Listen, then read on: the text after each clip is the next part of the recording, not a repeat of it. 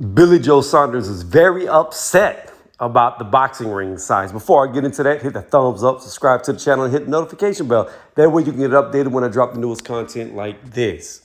Now, Billy Joe Saunders is upset about the ring size.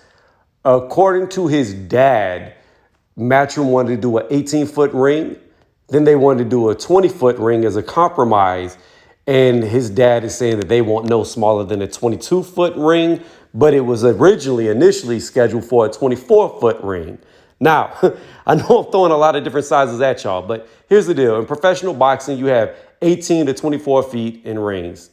Each size up goes up by 2 feet. So you have an 18, so it's a square. So it's 18, 18, 18 across. You get it. Anyways, so it's 18 feet, right? Then you have a 20-foot, a 22-foot, or a 24-foot ring. Now, I can't recall the last time I've ever seen a 24-foot ring that's really big. 22 is really on the big side, in my opinion. And an 18-foot ring is really, really teeny. It's extremely small, and it's a puncher's ring. Why is it a puncher's ring whenever you get into an 18? Because it leaves less room for a guy to be able to maneuver to get away from you. So the smaller the ring, the advantages normally go to the shorter guy or guys who like to get up close and fight in the pocket. A bigger ring normally has the advantage to the taller guy or a guy who's very mobile, sticks and moves. Now, obviously, Billy Joe Saunders wants as big as of a ring as possible, so he has as much space as possible to move around Canelo and try not to get put in the corner against the ropes and just keep distance from Canelo being able to close that gap. So how do I look at this? I think an 18-foot ring is ridiculous. It's extremely small, and I would not want to fight in it. But at the same time, Billy Joe, you don't have what Canelo has. Canelo is the money man. So you beat him, you get everything he has. That's how boxing's worked. That's how it always works. You beat him, you become the man, you inherit his prize. I'm assuming there's a rematch, so you'd have to beat him twice. But if you can beat him, you get all that. In the rematch, the ball's in your court now. You get to make the stipulations. So I agree that 18 is too small. However, if 20 foot is the next size up that they're going to say, no, this is the compromise. You wanted no less than 22. He wanted 18. We'll meet you in the middle with 20. Then go for the 20. It is what it is.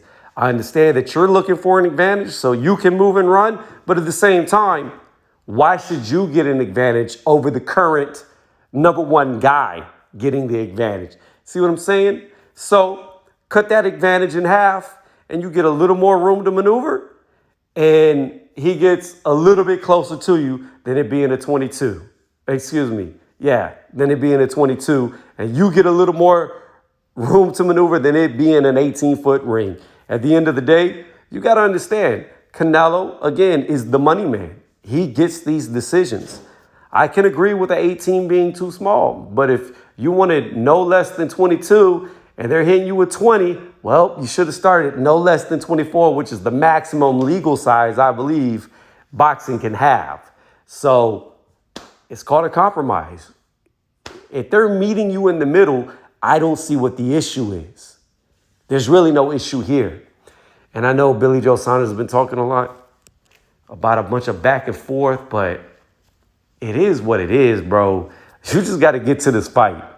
Win, lose, or draw, get your ass in that ring. Because if you walk from this fight, you'll never get this opportunity again. I can guarantee you that they'll never put you in there with Canelo. You'll never get that big payday, and you'll never get that chance to beat him. So my honest opinion is this, guys. I understand why they want to put him in an 18-foot ring, because it gives Canelo all the advantages. I understand why Billy Joe Saunders' dad wants to put him in a 24-foot ring, because it gives Billy Joe all the advantages. However, at the end of the day, Canelo is the one that deserves to have the advantages if there's going to be any advantages. And with them even coming up to compromise at 20 feet, you need to take that 20 feet because Canelo deserves the advantage over you. That's how I see it. Let me know what y'all think in the comment section.